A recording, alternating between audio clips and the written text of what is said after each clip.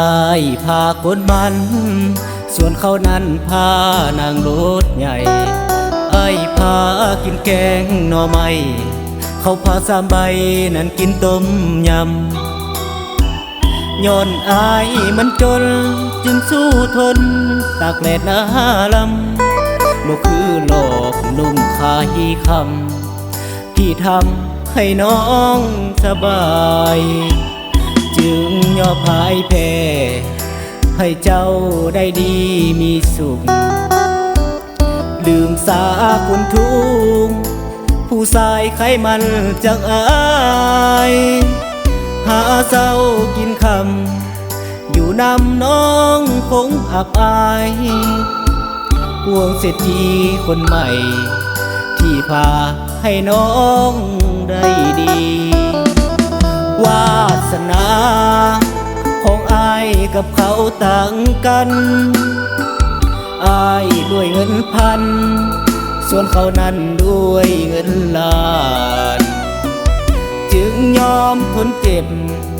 แล้วก็ยอมทรมานให้เขาคนนั้นสร้างฝันในหักครั้งนี้เขาขายคำส่วนอายนี้ขายมันต้นย้อนความจน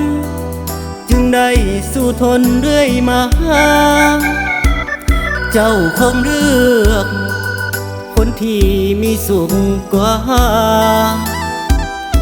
กะลีแล้วนะลืมสาผู้ชายขายมัน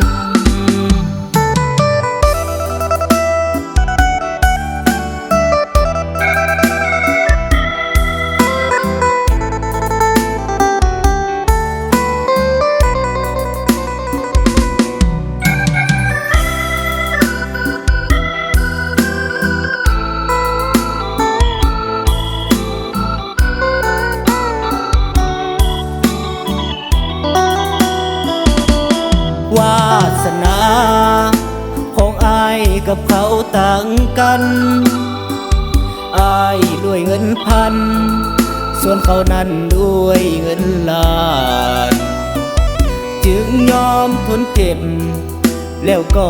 ยอมทรมานให้เขาคนนั้นสร้างฝันในหักครั้งนี้เขาขายคำส่วนอายนี้ขายมันต้นย้อนความจนจึงได้สู้ทนเรื่อยมาเจ้าคงเลือกคนที่มีสุขกว่า